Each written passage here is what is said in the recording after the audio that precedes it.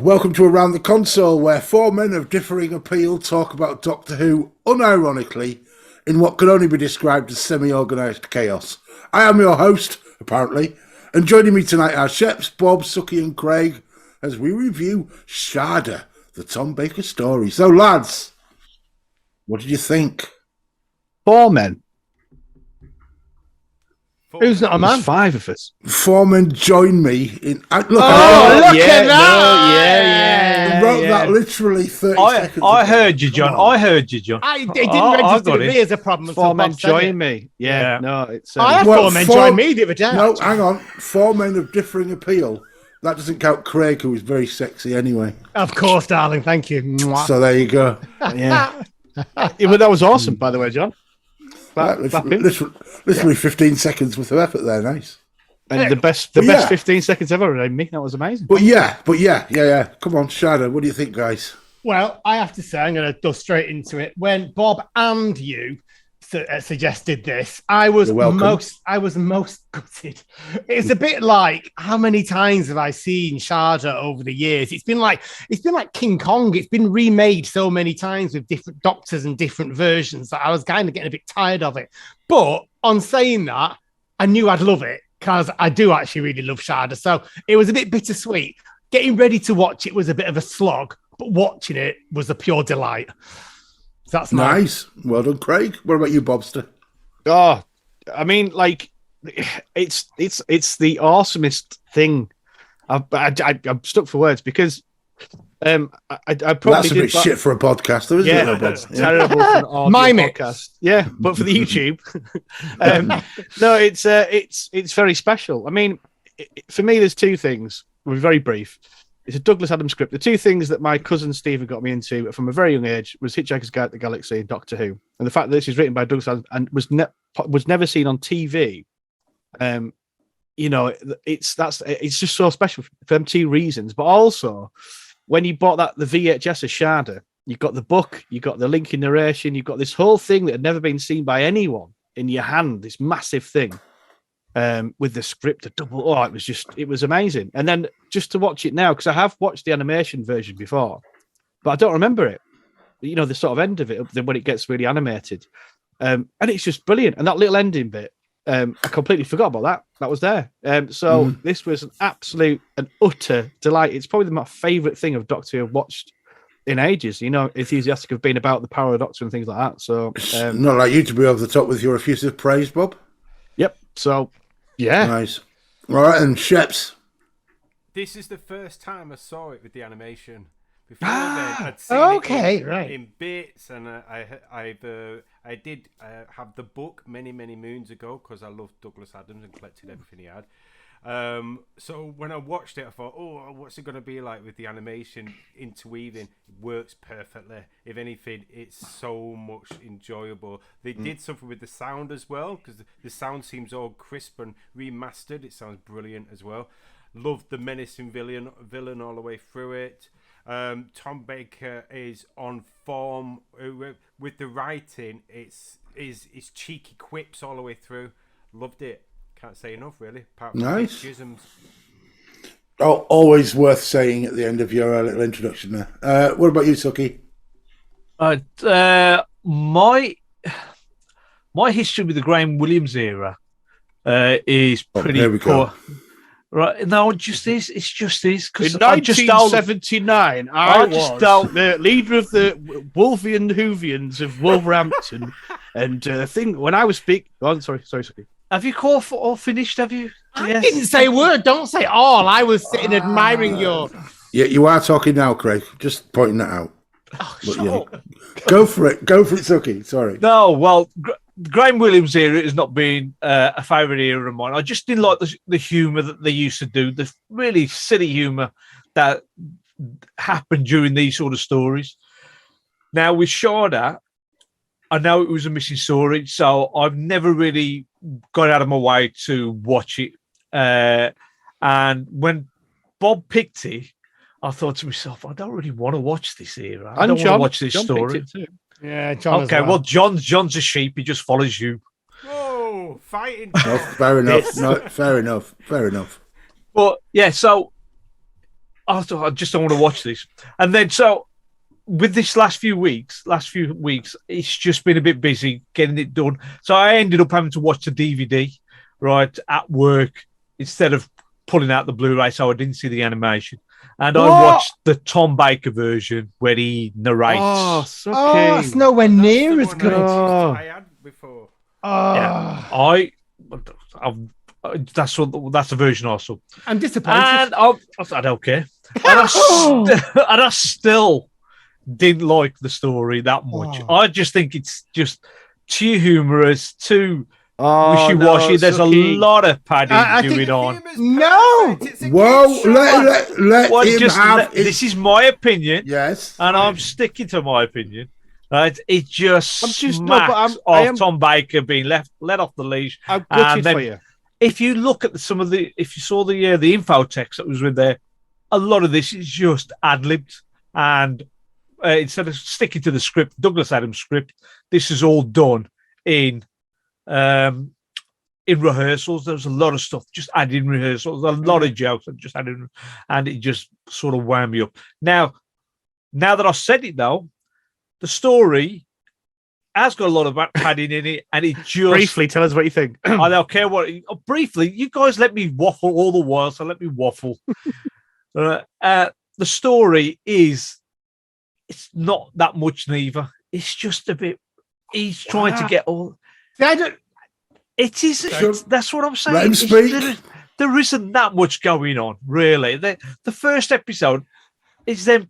It's just Skagra comes off the ship and goes around and wander around the town, and the Doctor and Romana are punting, and then they go and have a cup of tea. They have a tea party with Professor Chronotis. That's about it. No, they get the book in there. Shut up. No, carry on. You're going. You guys. No. Rip me to shreds. John, what do you think? Right. What do you think? First, fucking hell, you guys don't know how to shut the fuck up, do you? Right. First off, Suki, you're absolutely fucking wrong. I thought this was great. Yeah. I loved the atmosphere of it being set where it was. Clearly, Douglas Adams has a great deal of love for that place, and that came across in the locations and all that stuff. The story was great. I love the idea of Professor Chronotis, and I thought, even though the baddie did look like a glam rock spaceman, I'm not 100%. But I thought the story was nice. It was slow paced. Like it didn't rollick along not too slow, an hour, but not too slow. It was a nice. Considering it was 2.5 hours, I pretty much watched it in one go. Yeah, because there's three versions. There's the VHS one, which Suki watched, which is Tom Baker doing it with the animation. There's the movie, which is the one you watched, John, which is the same as what we'd have watched, which is the definitive animation. Yeah. Which is then split into the 6 episodes rather than as a movie. But you'll have seen exactly what we had. I'm just gutted for you, Suki, that you didn't watch the animation version because is Paul McGann version of this as well? Yeah. Yes. That was a webcast. That was on there. Yeah, and a Big Finish audio. But I liked it. It wasn't 100% perfect. Like some of the design was dodgy. Not sure that ball was that terrifying. Oh, that's cool. That ball. Yeah, he's like the prisoner. The ball coming towards me. Let's not try to get out of its way in any way. I proper went into this. Like I watched all the extras and stuff on the Blu-rays, and you see when Skagra's bringing the sphere towards him, he's got an electric car aerial. Oh, is that how they do it? Yeah. So the camera then it comes out with his arm on this car aerial. Yeah, stuff like that. It's just I love all this sort of stuff. It's brilliant. I love the scene with the ball. I can't remember which end of the episode it is. It might be episode 2 when it's going along the road and it knocks a woman over. I absolutely love that scene. It's repeated at the start of the next episode. She's just walking along doing a shopping and this ball hits her and she falls on the floor. That was a bit of really funny. I thought it was great. You wouldn't have noticed it, but I thought it was really clever. That's like Douglas Adams' humour. With this is sorry. I was going to say, there's one bit in me. Sorry, there's one bit for me where I just thought, I don't know what's going on there. Where they're going on the bike and it's getting chased, and I thought, oh, that's good. It's seeing the place, Oxford or Cambridge, whatever it is. There's a bunch of rich boys just barbershop quartet. That was so Yeah, the basically. Chattanooga Choo Choo a cappella band was a fucking weird twist. That was. But look like basically- Jeffrey Dahmer as well. Basically, the Penn Roberts, the director and production assistant, were in the pub late at night, and there was obviously loads of stress going on because of the strikes and everything like that, trying to get the production finished, and they were a bit pissed with the stress. Hence, the barman suddenly went, "You filming Doctor Who, aren't you?" He went, "Yeah." "Can we be in it?" They went, "Yeah, come along tomorrow." So he brought him and all his mates. He were the choir for the Cambridge or whatever, and they just rocked up. And then they woke up like next day, they got to set or whatever, and they rocked up and they were pissed. They completely forgot about it. And he went, "You remember last night when you said that I can be in Doctor Who? Where are you?" So that's why they put him on the card. That's just brilliant. Oh, right. The thing That's was, actually really clever. the thing was, it would have been really good just to have a small bit, but it just fucking went on. Yeah, it did go Gracious, on. yeah, Yeah, yeah, it yeah. did. And you Wow, could even this it when the is doctor was actually writing a away. gig. But this is what I meant about the padding. There's padding. Yeah, it's only short. It's only a little bit. I thought that was a bit placed, obviously. I thought it was a bit promotion for the university or whatever. Can't believe- It was, yeah. Can't believe Suki is so negative for this one. I know, well, I'm a bit shocked by that stuff. I've been surprised. grumpy for the last few episodes on the ones we picked. And Well, I hope you get one. I hope yours I gets was turned. grumpy last night with your D&D sorcerer. As well. Yes, well, that was a different thing altogether. I hated you guys. That's He's just why. getting grumpy. It's okay. I just want to say as well the love and effort that went into actually making this happen with the animation and making a definitive version was amazing. So Fantastic. obviously they got the actors who were still alive, which is pretty much all of them, to come and do the voiceovers. But what they really went to the far end of the fact, because rather than just do animation, they got so Chris, the guy, the actual actor, and other people in to do like live templates or whatever you call it. So it's like they put them on green screen. Oh, did Yeah, they? yeah. They kept to physically move as they would do in that scene in the animation to make it as spot on and realistic as possible. Like that, and they got all the model shots as well. So they recreated all that. So the think tank spaceship, and the TARDIS scenes and all that sort of stuff. So they really went for it, to make a definitive and amazing version of it. It was totally beautiful. Yeah. It was like you watching. Yeah, spot on. And I I like. think, sorry, I was going to say that, but I love the scene I particularly loved is right at the beginning where at the punting or whatever, and the camera goes up to the sky, and then it comes down from the sky and it's into the animation. I thought just stuff like that they integrated it beautifully, and I didn't realize how much effort they put in, but you could tell on the screen.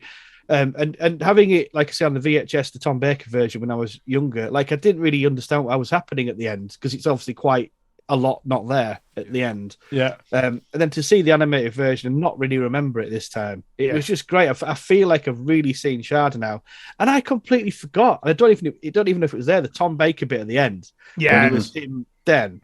I mean, oh my god, it was just That's a fourth wall break as well. yeah. Oh yeah. Like, wow. He loves breaking a fourth wall as Tom Baker, doesn't he? But I just wanted to sort of sort of mention that from the off how much effort went into this thing that Suki hasn't seen. Well, it's a Suki has subtle been tip. busy. Thank you very much, Bob. Wow. Well, it takes the same amount of time to watch it, whether you're watching the DVD or the animation. Yes, but remember, as I says, I couldn't watch it at home. I was a bit busy doing other things, and then so I had to watch it at work. Well, I'm not So going to pick I on had you, to tell- darling. I had to watch That's why I Doctor had Who to at take- work. I had to take my DVD player in, my laptop in, and only plays DVD. So Is I that- made the effort at work. And you go, what? And you're getting paid to watch it then? Are you actually working? Were you I'm striking? being paid to do certain things, and at the same time, I can watch it. Let's not pick on Suki. Let's not delve too deeply into that workplace shenanigans. Yes. Might get sacked if you're listening to it. I agree with that. I do think there was I think the glam rock spaceman guy. What was he called? Agra. Gagra. When he Nee. was down wandering about 70s Cambridge in like literally the maddest Bowie sort of get up ever. There was like a hat Knitting on, bag. Even had the It's hat. and a carpet bag. And Yeah, it's like, I loved it. holy I think he had serious brass balls to get out and walk around and be serious acting. He owned it. He did own it. Yeah. He did own He it, had yeah, to. he did. He did a lot of staring into the distance, that fella. That The was- best one was when he just stood there with his hat and his ridiculous costume, going, "You." to Wilkie. The actor is very brave. I mean, the actor's name is Christopher Nee. Has he been in something else? Because he seemed familiar to me. Well, he's also the first actor, I believe, that appeared totally bollock naked on British TV. Just going to Google that. There you go, fact. So he does. I think the balls are there, and literally, if you look for, you see, I must admit, I did think that if you lifted that white little thing up that went over his balls, they would have been. It would have been visible. Just edit your mind. Edit your mind before you say the things. Hot trousers. I can't not say it because I really, really, really feel, gentlemen, that I have to talk about Chris Parker's cords because they were the tightest. He was eating them from his eyes. He was absolutely god. I mean, I just forget his face. I was a bit obsessed by every time he came on. I was looking for shapes. Well, I'm presuming that's the student fella. Yeah, Chris Parsons. I thought it was what was he in? His age. I tell you what. His age. No, what was he? Because he was in a 80s sitcom of some. He was in. I can't remember. Waiting for God. Yeah. And also, he's not, if you see him now, he's not aged. He's aged very well as well. He could probably still get some cards, Craig. To be honest with you, I bet he'd still film as well, like he did. It was. I mean, I did like the way that even when they animated it, they kept a really tight butt cheek, which I was most impressed about. I spotted these things. Well, talking of really tight butt cheeks, the girl that he was friends with. Oh God, yeah, what was the scientist woman? Wow. Yeah, she was dawnless. Lovely. All in one wool thing. That was. It didn't half cling, didn't it? Yeah.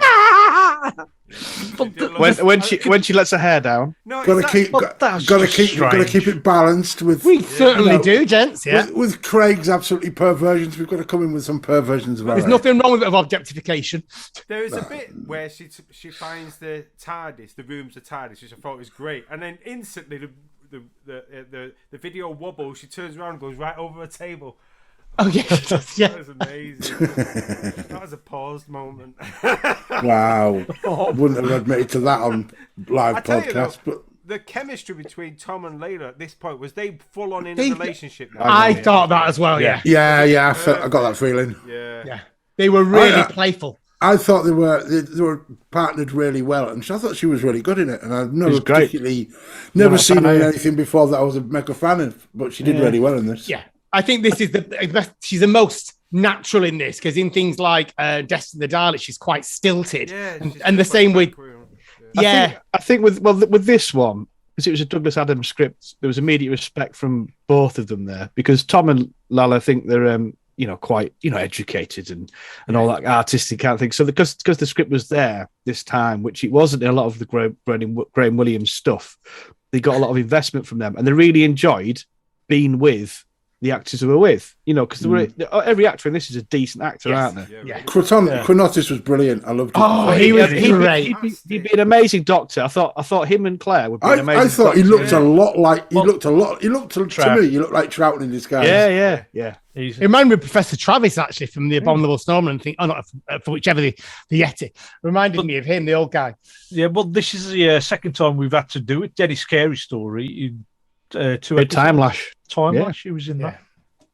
Yeah, but he's brilliant. But the whole cast were brilliant. Yeah. And in rehearsals, when you were saying, Suki, about the rehearsals thing, because the actors were all very good, and they were ad-libbing a little bit in rehearsals and fleshing it out. Yeah, but I think it works really well because it becomes more naturalistic, the acting and the lines, and there's a severity. I know what you mean about the Graham Williams era. It can get very stupid, but I think I think it's the perfect Douglas Adams doing serious science fiction with gravitas, with a bit of humour and a bit of quirkiness to it. And I think it hits all the notes perfectly. This one, most of Graham Williams stuff does not hit many notes at all. It's terrible. I completely agree that point of view, but I think this is spot on. This is just. I agree with that. Perfect. Yeah, I think if you would have saw the animation, Suki, you might have had a different view. I really, really enjoyed it in comparison because I've never seen the animation bit before. It felt like a whole piece. Yeah. Quite modern as well. It wasn't dated in any way. You didn't, it was all very visual, very full on, very beautiful. The music as well seemed to be in heightened. They really remastered it. I don't like the music for this here as well. So I go back to Suki things like City of Death I don't like the music in that. I don't like that kind of rolling piano theme that they have, and it just doesn't work. Overwhelming. Yeah, I don't like it. It's a bit repetitive. In fact, when you were saying how good it looks, I think the thing is with it, the main scenes are Cambridge, which is beautiful. Yes. You've got the professor's study, which is great. A field, because the BBC can do with a red carpet. Yeah, they've got that in stock. The sort of their study kind of thing, and it's the animation then that comes into the science fiction elements, the spaceship and all that kind of thing, which I think adds brilliant. It's brilliant. In fact, it does that because then they can draw it and make it look quite good. I think that does it. Yeah, I imagine. I do think it would have looked better with the animation than it would have if they'd tried to do it with real. Oh yeah, sets. Yeah. Well, you can see that with the monster things, with the way the monsters walk. They looked really beautiful in the animation, all glowy and red, and they still look great. I thought the monsters were a great idea, and K9's blasting of them in the animated side looked a lot better than it did when it became real action. The animation side, that was fantastic. The only trouble is it was a different guy with the doing K9, wasn't it? David Broyley. Didn't sound good. No, he's not. It's even worse on the Tom Baker one, the VHS version, because what they did, there was an outdoor location scene where K9's seen but not heard because the actor wasn't there, and because this when they remastered it for this VHS thing, they got the actor some 15 years later to come back just to do it. And he's an older bloke, a lot older bloke. Yeah. So he's like, the voice is totally different. And I'm sure there's one moment where they run back into the study through the door and shut the door, and K9's not in there. There is. I got that in my notes as well. And the next thing he is, and then he gets stuck as they leave the room. The doctor kind of traps in the door. And he goes, "Come on!" It's quite a cute little moment, that. But going back to what Bob said before about the animation detail, there was some great stuff in there. Like on the side of the book, there was a seal of Rassilon, and when the doctor lands in the TARDIS, you've got like the Cyberman head behind him and everything on the shelves. And I just think it was that stuff that Bob said about the attention to detail and love that had gone into crafting this. In the background stuff was really thought through. Even the I agree. Even the ship straight from the beginning. You feel like, that's contained, and then it goes bigger, and then it's like Cambridge, and then it's the the professor's room as well. Every little piece was perfect. Well, the model shots were a lot of them were redone, or done for this. Okay, that explains. Yeah, that's why they look really smart. So because I thought they were cracking. The big think tank one it's hung upside down to a backdrop of stars with green and all that kind of stuff, and then the TARDIS swings in. It's all upside down, so they have to rotate the camera. It's honestly the stuff when I was watching it was just fascinating how much effort went into this, because the animation stuff has never really floated my boat at all. No. I've just watched the Abominable. By the way, we were meant to be doing the Abominable Snowmen, but because only me and Craig have got it, we're doing Shada, and also it's not very good, the Abominable Snowmen, as well. I had to really struggle through that, and I was like, and animation just does not float. But this, the way it was put in and put together, just perfect for me. I'm gutted the animations are stopping, actually, because I love them. I think it's a really fresh way of bringing them to life, because sometimes I struggle with the audio. I can't quite visualize it, or it's just time. It kind of goes on a bit when you get those long silences in the 60s ones, and the kind of one where you get like the original Shada, that doesn't always work. So I love the animation. I was gutted. I've not seen the Abominable Snowman yet. You're not missing out, honestly. No, it's very long.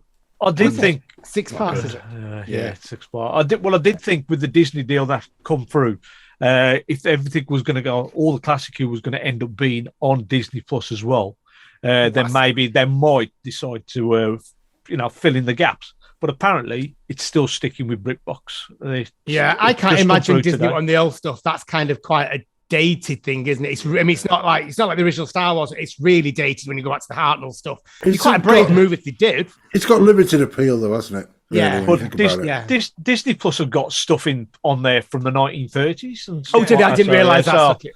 Because it's got Golden Girls on there. Yeah. Good man. I'll tell you what, though, Shada, I love the premise of the fact that the Doctor parks at his mate's house, who is also a Time Lord, in his TARDIS, but doesn't know it's a TARDIS, and then goes off punting and have a little jolly round Cambridge. I was going to ask as well, maybe you guys know, have they done a big finish with... Paul McGann. Which then did a webcast of like an animation of that as well. Yeah. No, I meant to say, have they done a big finish of Professor? Just No. travels before. No. Because I thought. No, but it would be.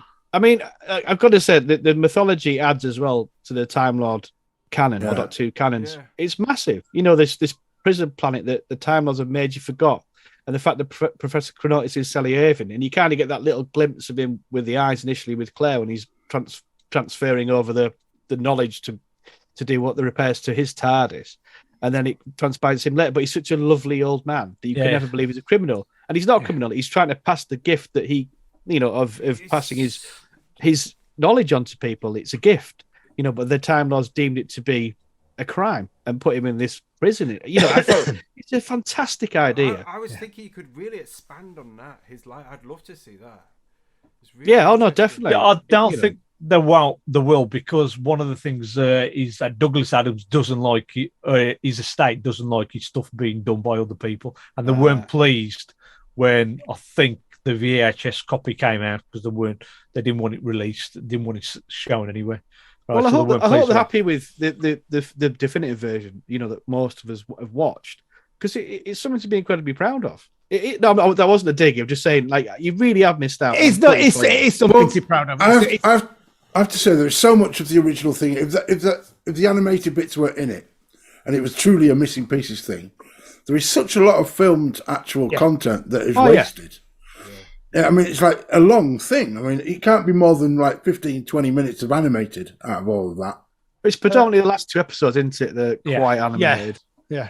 So it's it seems like they've gone through all the rigmarole of filming it all and do the sets and everything, and it'd be wasted. It'd be wasted to not complete it. Yeah, just say that each session was like 2 episodes, right? So you'd had 6 sessions, but they missed out 1 episode, 1 session. So it's 2 episodes worth of studio recordings that they didn't do. So 50 minutes, say.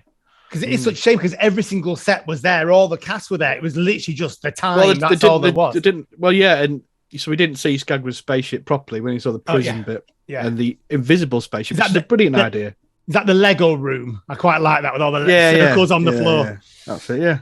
Yeah. But as well, like, this is massive at the time. I was looking at the history of it, or they were telling about the strikes on one of the documentaries. And obviously it was 1979. There's a lot of striking going on. It was sort of echoes of now, with things being so shit that people are actually trying to do something about it, and striking. Here we go. The political storms. I'm gonna know. I mean, I could just go on Twitter and fucking shout in the wind like most people do, but at least people are doing something about it. Do you know what I mean? Until you get banned, obviously. Again, but that's. Yeah. But what I'm saying is, it's like just that part of it as well. Like, even as a Doctor Who fan, it's tough not having the story made and not seeing the story put out. Yeah. Lots of effort in it. And all that kind of thing. But, you kind of got to fucking do something about, things aren't quite right, I think getting paid enough, stuff like that, you need to stand up for yourself. So there's a bit of that, It's these little lost gems, though, is what we always wanted as a kid when watching Doctor Who. It's like, you can't get hold of that one. It's not been on TV, and you want it.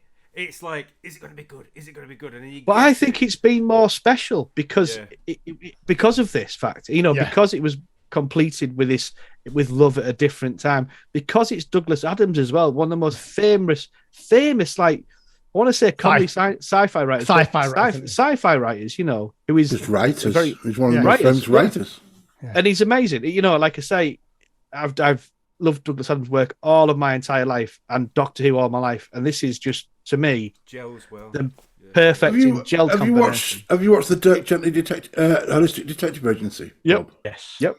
Right. On Netflix, the new one. Yeah, the next one. It's great. Yeah. I loved it. Yeah, that was brilliant. Excellent.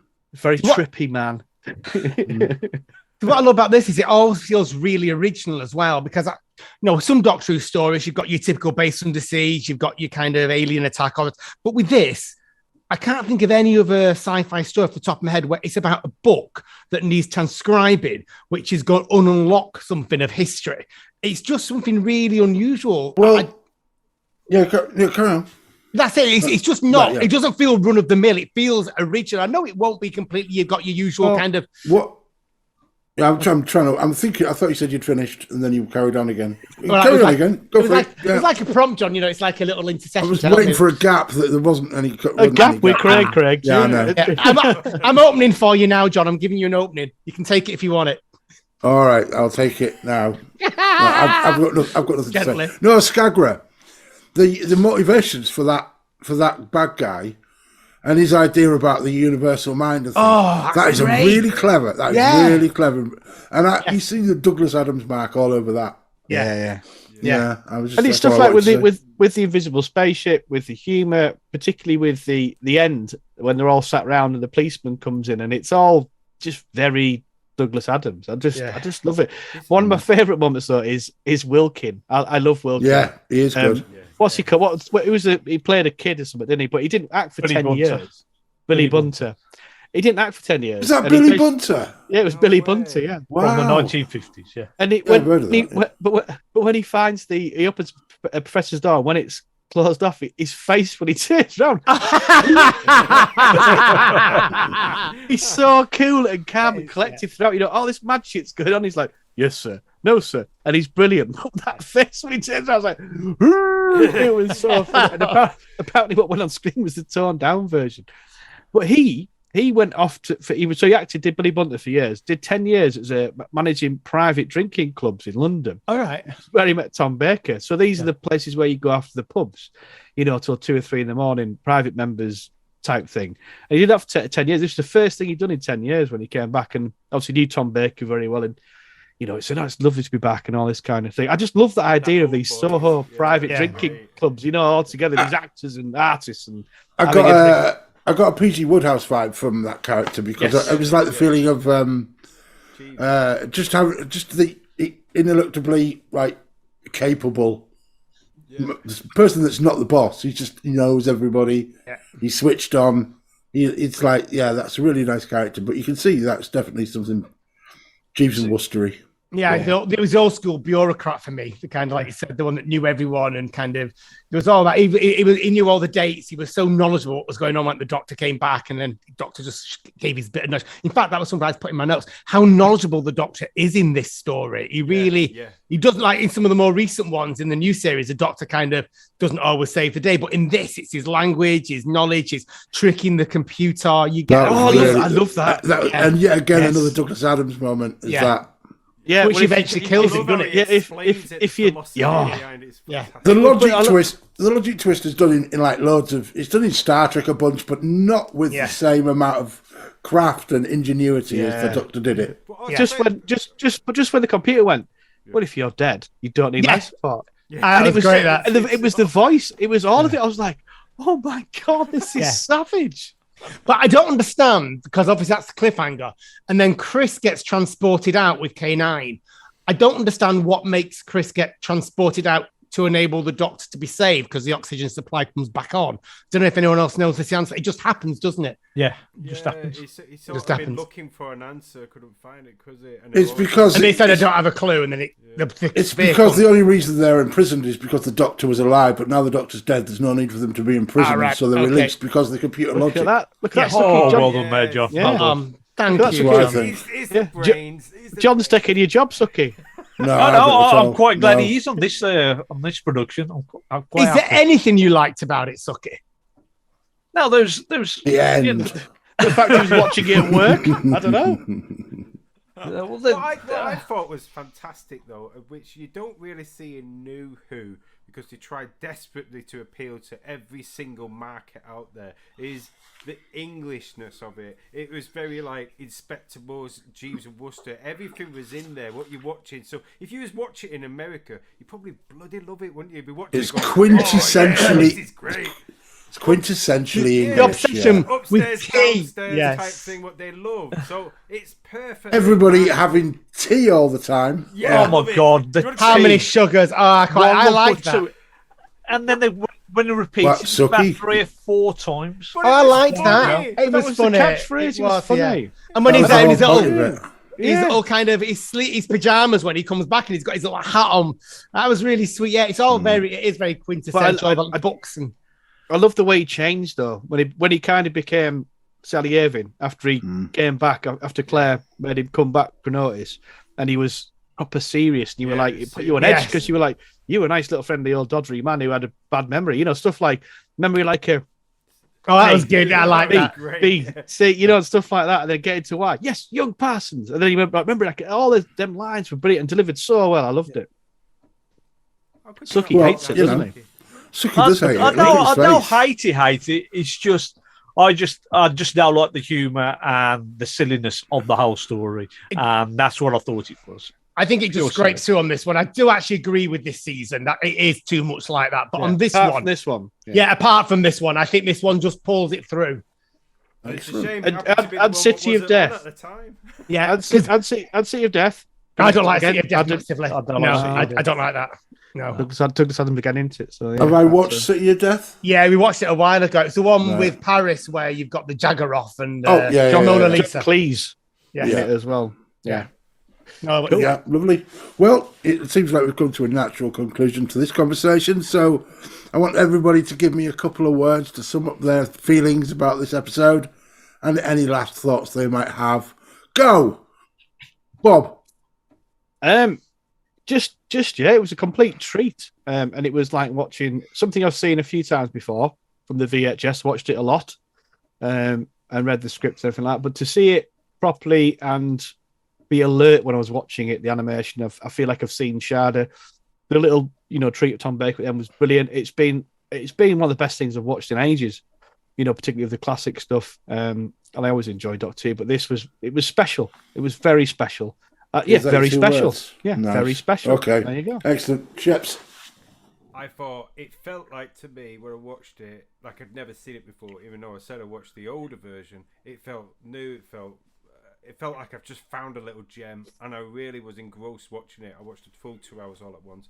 And my 2 words are Dr. Anime. Ooh. Doctor Anime. Oh, that's good. All right. Okay. Can't find any fault with that, Sheps. Can't find any fault with that. What about, all right, Suki? My 2 words are missed opportunity. It's a missed opportunity. I just didn't think it was that great a story. I did like the fact that I'm pretty sure Chris Parsons and Victoria, Claire Kiteley, they could have both been companions. Yes, they could have just as easily just hopped onto the TARDIS with the two of them and just travel with them because they just seem to fit in quite well. And that's about it. Okay. What about you, Craigie?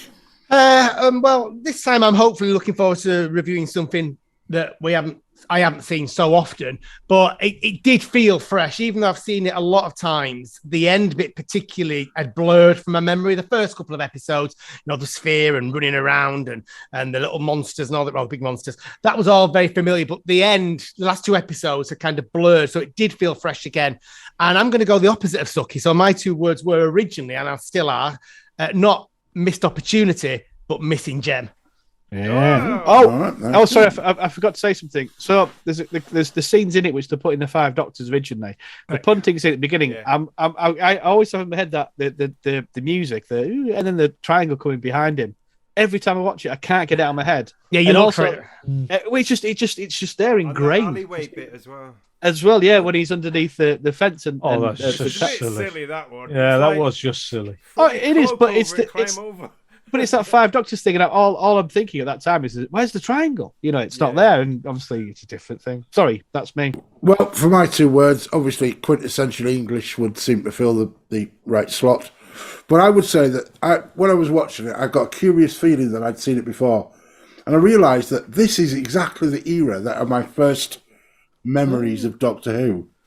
And I didn't remember specifics, but I remember the Tom Baker, the K9. Didn't remember the woman particularly, but that was, so it felt like this could have been something I would have watched back in the day, and I think it was very good. It wouldn't have been because they didn't air, but it's that era, it's that era, yeah. So we've got to pick another one now. What are we doing? Yeah. Christmas. Oh God. Time. Mistletoe and wine. Children licking. It's weird that you said. So Marcus B. It's weird that you forgot to say wine. It is, yeah. It's not like me to be like that. So I understand everybody has picked a Christmas episode. We have. Well, I've got it here. What's yours, Craig?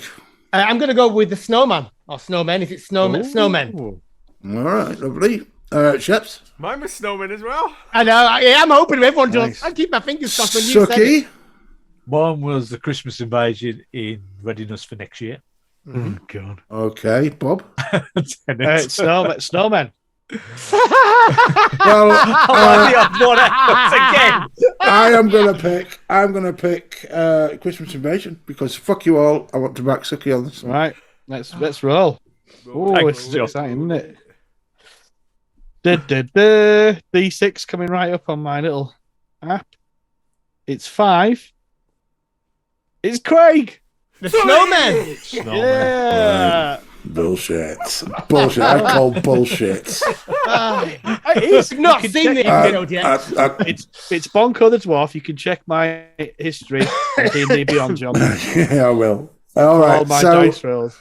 So that is the next one we will be reviewing, presumably around Christmas time. It'll be out on Christmas Day. We'll be doing it on Christmas Day for you all. All right, we won't be doing it on Christmas Day because no fucking way. No, because that is the, you want us to pretend it's released. Why can't it be released on Christmas Day? I can't wait to be with you all on Christmas Day. Yeah, we're all sitting around the fire watching the snowman.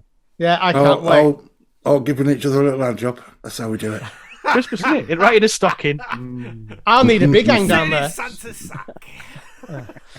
And with that, thank you very much. I just forgot about some extra notes that I need to get out of that. Everything. Suki's got something to say. What you got to say? Right, there's a couple of things I want to just back on the power of the Daleks. Oh, right. Hang on. When was that? This is not in my show notes. Power of the Daleks. Yeah, I know. No, because I've listened to so many podcasts, and there's a lot of stuff. Is this stuff we missed out, Suki? No, it's not stuff that we've missed out. It's just stuff. The Daleks. That Power I of the thought. Daleks. Power of the Doctor. Sorry. Power of the Doctor. What was I? That's what really confused me. I was like, "Oh, hang on." Suki's got some additional notes. Right. Yeah. It's a good job. This podcast is timeless, isn't it? It is. But people will be able to go back to our previous episodes and get them to listen, watch them. Promoting good marketing, it's okay. What it was why does the Doctor change his clothes? Oh yeah, when they regenerate. And now, of course, we did say on the episode that it's happened before between William Hartnell and Patrick Troughton. But there's also occasion where Matt Smith is total bollock naked. Why have I said bollock naked twice now? But he's naked in one of the episodes, and he had a perception filter on. Yes. So why can't Jodie have been wearing a perception filter, and when the Doctor regenerated, he just regenerated with the clothes into something else? Dirty cow. Or even David Tennant didn't want to be seen in that, so he put a different. Well, that was or the practical production point of view was the fact that a man would look silly in Jodie's costume and make Jodie's Doctor a bit, send it up a bit. Yeah, no, it's a great idea. I mean, is there any more to add, Suki? Just this one review more of thing. Shada. Yeah, just one more thing. Timeless. Just one more thing. Yeah. Right now, why did the Doctor, the Master, want to kill the Doctor? Right in the story, and everybody was going, "Why does he want to do that? Why is he?"